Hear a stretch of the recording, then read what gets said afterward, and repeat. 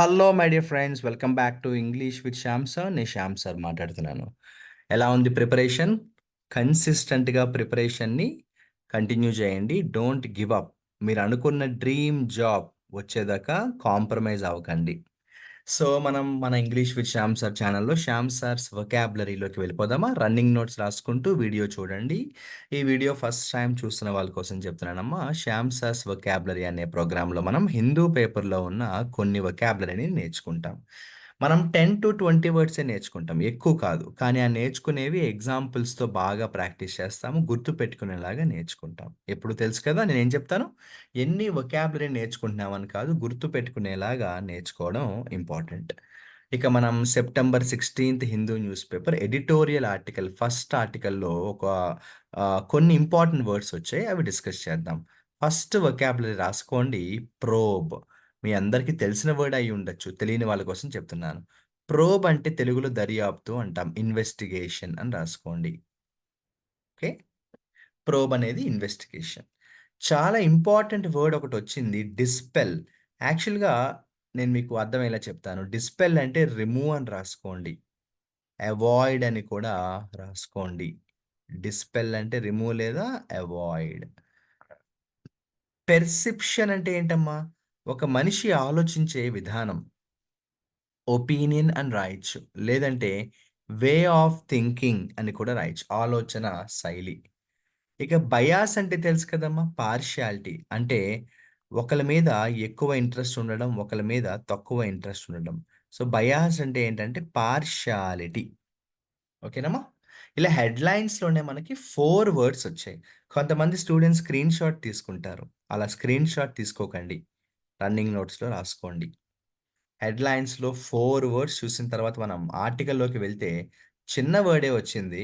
కామన్‌గా వినిపించే వర్డే. కానీ మరి మీకు మీనింగ్ తెలుసా? మనీ లాండరింగ్ అంటాం కదా! అంటే అర్థం ఏంటి? లాండరింగ్ అంటే ఏంటి? మనీ లాండరింగ్ అంటే తెలుసా? మనీని ఇల్లీగల్‌గా సంపాదించడం. అంటే earning money in a wrong way అని రాసుకోండి. సో, మనీ లాండరింగ్ అంటే earning money in a wrong way. మనీని ఇల్లీగల్‌గా సంపాదించడం. స్ట్రింజెంట్ అంటే ఏంటమ్మా? చాలా స్ట్రిక్ట్‌గా ఉండడం. స్ట్రింజెంట్ అంటే ఏంటి? చాలా స్ట్రిక్ట్‌గా ఉండడాన్ని స్ట్రింజెంట్ అంటాము. చాలా స్ట్రిక్ట్‌గా ఉండడం. ఇది కామన్‌గా వినిపించే వర్డే. మరి మీకు మీనింగ్ తెలుసా? ఎంటైటిల్ టు అంటే అర్హత. హావింగ్ రైట్ హక్కు ఉండడం. ఎంటైటిల్ అంటే హక్కు కలిగి ఉండడం. Having right. ఓకేనమ్మా? Having right. బ్లంట్‌లీ అనేది చాలా ఇంపార్టెంట్ వర్డ్. బ్లంట్‌లీ అంటే వెరీ ఫ్రాంక్లీ అంటే ఎక్కడా కూడా మొహమాటం, భయం, సిగ్గు లేకుండా చాలా ఫ్రాంక్‌గా ఉండడాన్ని బ్రంట్‌లీ అంటాం మనం. అవసరం లేదు. సో, బ్లంట్‌లీ అంటే వెరీ వెరీ ఫ్రాంక్. చాలా ఫ్రాంక్‌గా. ఓపెన్‌లీ అన్న మీనింగ్ కూడా రాయొచ్చు. బ్లంట్‌లీ అంటే ఓపెన్‌లీ అని కూడా రాయొచ్చు. ఓపెన్‌లీ, ఫ్రాంక్లీ అంటామనమాట. ఇక నెక్స్ట్ ఇడియం వచ్చింది. On the cusp of idiom వచ్చింది. ఆన్ ద కస్ప్ ఆఫ్ అంటే at the time of change. At the time of change. మీకు అర్థమయ్యేలా చెప్తాను. నాకు తెలిసిన ఒక ఫ్రెండ్ ఉన్నాడు.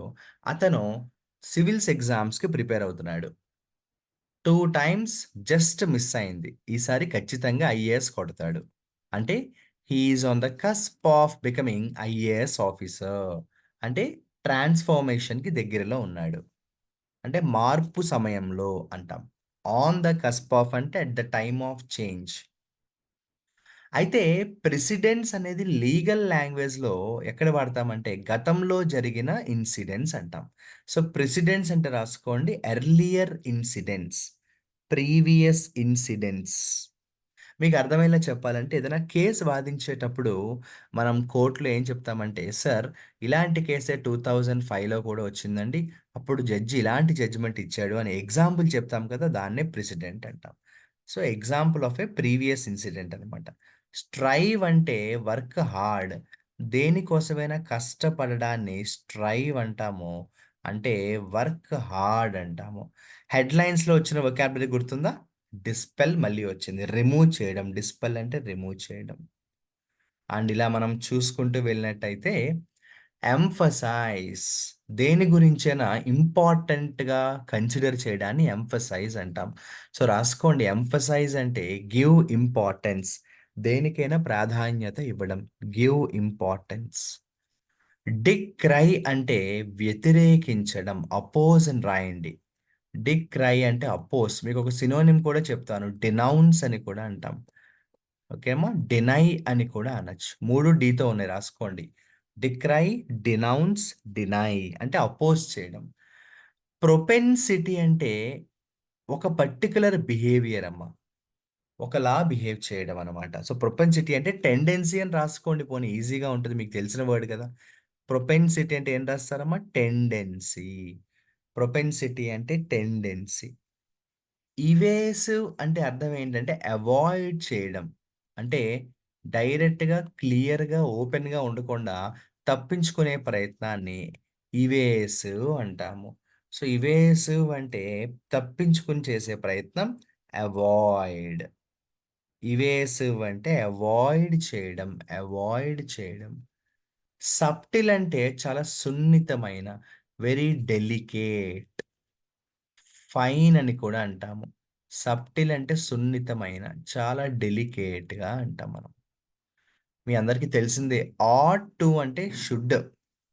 ఆట్ టు అంటే ఏంటమ్మా? షుడ్. మనం లైఫ్‌లో సక్సెస్ అవ్వాలంటే మనం హార్డ్ వర్క్ చేయాలి. We ought to work hard to become successful అంటాం. థ్రెషోల్డ్ అంటే తెలుసు కదా! మాక్సిమం పాయింట్ అనమాట. అంటే దాన్ని మించి ఇంకేమీ లేదు. ఎండ్ అని కూడా రాయొచ్చు. ఎండ్ అని రాయొచ్చు. లేకపోతే మాక్సిమం పాయింట్ అని కూడా రాయొచ్చు. థ్రెషోల్డ్ అంటే ఎండ్ లేదా మాక్సిమం పాయింట్ అని రాయొచ్చు. ఎండ్ లేదా మాక్సిమం పాయింట్ అని రాయొచ్చు. ఇక చాలా ఇంపార్టెంట్ వొకాబులరీ వచ్చింది. ఇన్‌కార్సిరేషన్. ఎవరినైనా అరెస్ట్ చేయడాన్ని, జైల్లో పెట్టడాన్ని ఇన్‌కార్సిరేషన్ అంటాం. డిటెన్షన్ అని కూడా అనొచ్చు. మీ అందరికి తెలిసిన వర్డ్ డిటెన్షన్.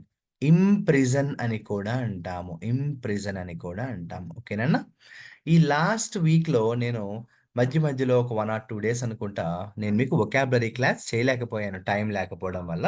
ఈ వీక్ నేను మిస్ అవ్వకుండా చేయడానికి ట్రై చేస్తాను. మీరు కూడా రెగ్యులర్‌గా వొకాబులరీని నేర్చుకోండి.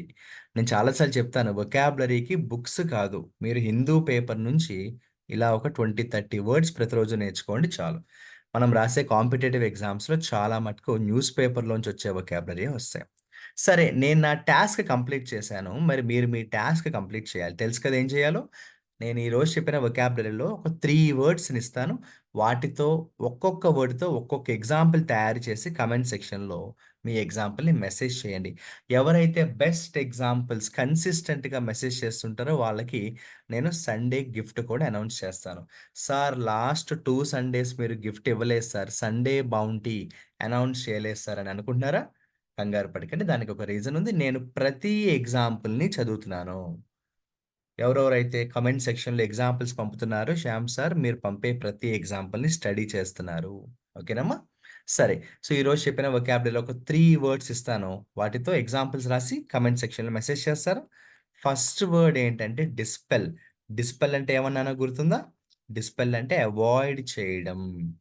తప్ రిమూవ్ అని కూడా అంటాం. తొలగించడం అని కూడా అంటాం. ఏమంటాం? తొలగించడం అని కూడా అంటాం.